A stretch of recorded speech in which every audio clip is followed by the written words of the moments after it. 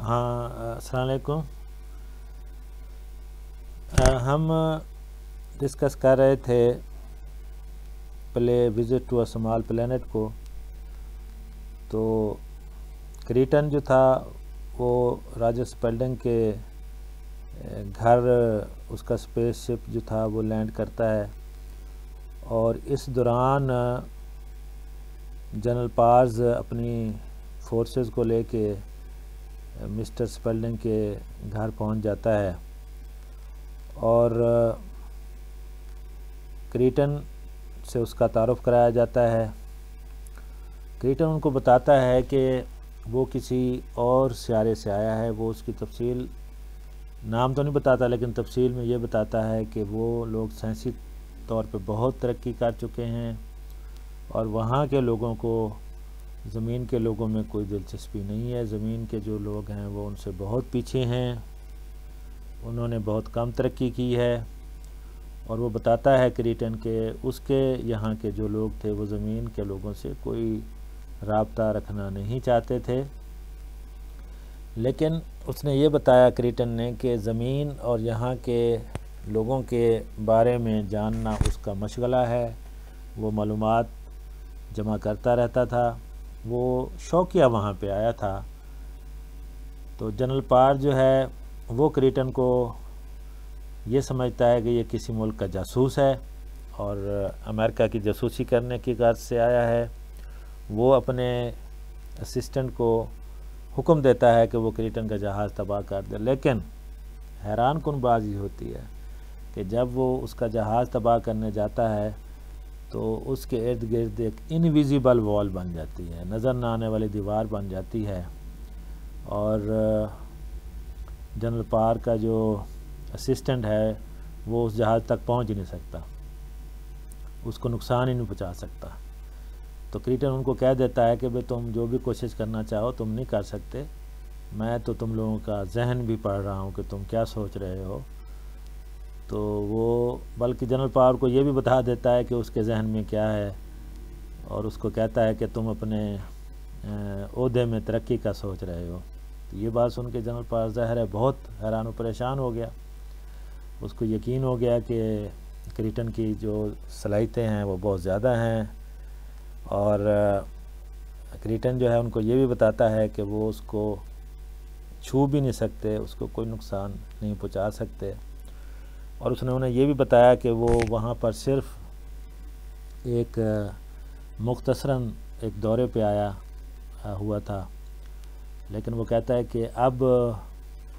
اس کا ارادہ بن گیا تھا کہ وہ ادھر ہی رہے، اور وہ یہ سن کے پریشان ہو جاتے ہیں، اور وہ اس سے کہتے ہیں کہ بھئی کیا تم یہاں امریکہ کا چارج لینے آئے ہو، اقتدار سنبھالنے آئے ہو؟ تو وہ ان کو اور بھی حیران کر دیتا ہے اور کہتا ہے نہیں، میں اس پوری دنیا کا چارج خود سنبھالوں گا۔ تو وہ کہتا ہے کہ یہ بات اس کے لیے بہت تفریح کا باعث ہوگی، اور اینڈ میں وہ سونے کے لیے بیڈ روم میں چلا جاتا ہے انہی کے گھر میں۔ تو یہ چیز ہے مختصراً، یہ اس کا خلاصہ ہے۔ تو یہ ایک سائنسی کہانی ہے، کامک بھی ہے، اور امریکہ کے حوالے سے ہے کہ جو دنیا کا سب سے ترقی یافتہ ملک ہے۔ تو فضاؤں میں ایک چیز کو اڑتے دیکھ کے لوگ حیران و پریشان تھے، اور جنرل پاور نے اپنے دوست اسپیلڈنگ کو، جو کہ ٹی وی کا اینکر تھا، نیوز کاسٹر تھا، اس کو کہا تھا کہ لوگوں کو یہ بتایا جائے، ان کو تسلی کرائی جائے کہ ڈرنے کی کوئی ضرورت نہیں ہے، یہ کوئی دشمن ملک کا جاسوسی کوئی جہاز نہیں ہے، اسپیس شپ نہیں ہے، یہ صرف ایک میٹیئر ہے، ایک شہاب ثاقب ہے۔ لیکن باقی جیسے میں نے بتایا کیسے کریٹن اسپیلڈنگ کے گھر آیا، اور کیسے اسپیلڈنگ نے جنرل پار کو بھی بلا لیا، لیکن تمام تر اپنی سپاہیوں فوجیوں کے ساتھ وہاں پہنچ کے بھی جنرل پار جو ہے اس کو نقصان نہیں پہنچا سکا۔ اس کی طاقت جو ہے سائنٹیفکلی بہت زیادہ ہے، وہ بہت ترقی یافتہ تہذیب کا نمائندہ ہے، تو ایک قسم کا یہ ایک طنز ہے ایک امریکی ترقی کے اوپر کہ وہ جتنی بھی ترقی کر چکے تھے ابھی بہت پیچھے تھے۔ تو ڈرامے کے اندر کردار ہوتے ہیں اور سین ہوتا ہے، یہ سٹیج ڈرامہ ہے، اور ہم دیکھتے ہیں کہ شروع میں ہی جو سٹیج کا منظر ہے وہ دکھایا گیا ہے، تو وہ رات کا وقت ہے اور تاروں سے بھرا ہوا آسمان، اور پھر اس میں ہمیں ایک چیز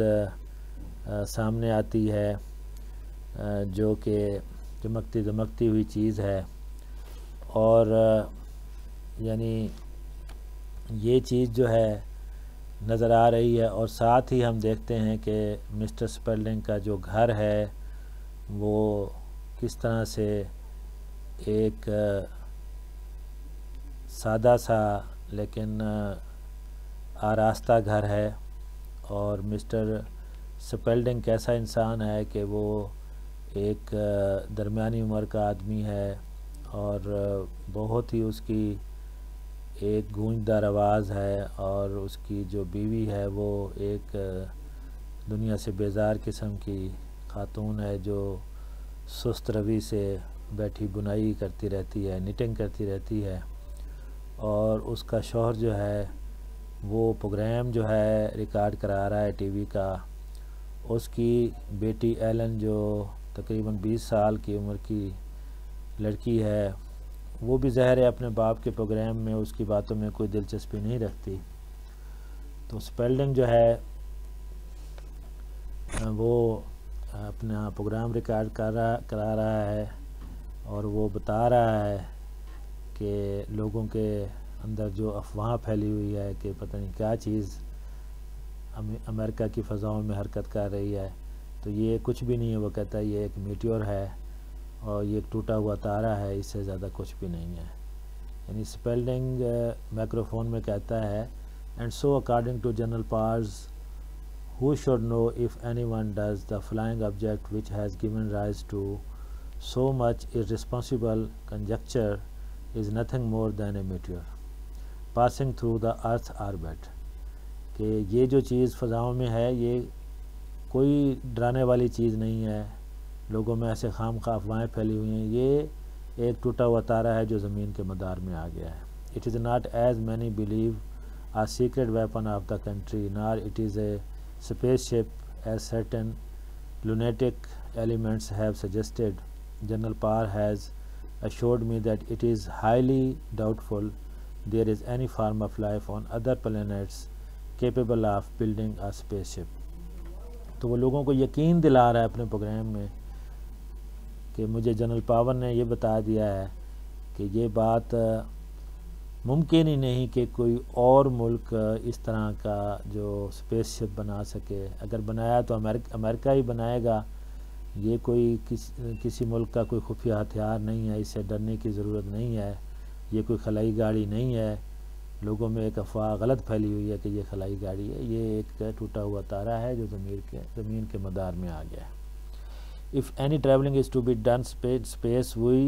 will do it first, and those are his exact words, while which winds up another week of news crisis to pose with wife and daughter, that is Roger Spalding, saying good night to mother and father America from my old homestead in Silver Glen, Maryland, close to the warm pulse beat of the nation۔ تو یہ باتیں کر کے وہ اپنا اس ہفتے کا جو پروگرام ہے اس کا اختتام کر دیتا ہے،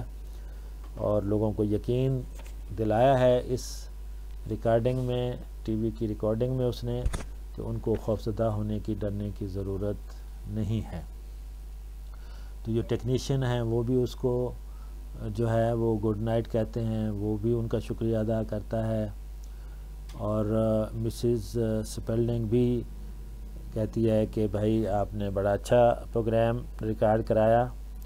اور وہ ٹیکنیشین سے کہتا ہے کہ سی یو نیکسٹ ویک، میں آپ سے اگلے ہفتے ملوں گا، وہ بھی اس کا شکریہ ادا کرتے ہیں، اور اس طریقے سے وہ اپنا یہ پروگرام جو